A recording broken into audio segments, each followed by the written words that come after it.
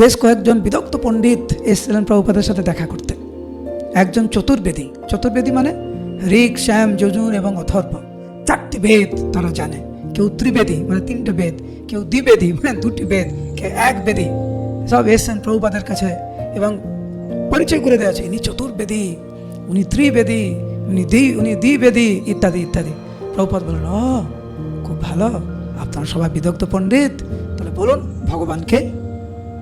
ওনারা তখন বললেন, না না, ভগবানকে এইভাবে তো বলা যায় না, এইভাবে বলা যায় না, যে অনেক গভীর ব্যাপার আছে, এইভাবে বলা যায় না, অনেক জটিল ব্যাপার, এইভাবে সহজে উত্তর দেওয়া যায় না।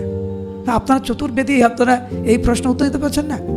প্রভুপাদ তখন একটা ছোট্ট কন্যা, ইসকনে একজন ভক্তের কন্যা, ছোট্ট বাচ্চা, ওকে ডেকেছে। প্রভুপাদ ওনাকে জিজ্ঞেস করলেন, ওনার নাম ধরে ওই বাচ্চাকে, can you tell me who is god?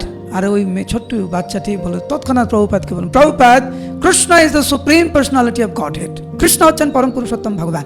Prabhupada তখন সেই চতুর্বেদী, দ্বিবেদী, ত্রিবেদীকে বলছেন, হ্যাঁ তোমরা চতুর্বেদী, ত্রিবেদী, দুইবেদী, এক বেদী তোমরা জানো না, দেখেন ছোট্ট বাচ্চা বলছে কৃষ্ণ হচ্ছেন পরম পুরুষোত্তম ভগবান।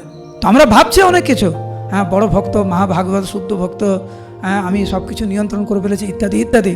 কিন্তু প্রভুপাদ বলছেন, প্রকৃত গোস্বামী তিনি, যিনি হচ্ছেন বাচো বেগম, মনসহা ক্রোধ বেগম, জীব বেগম, উদর উপস্থ বেগম।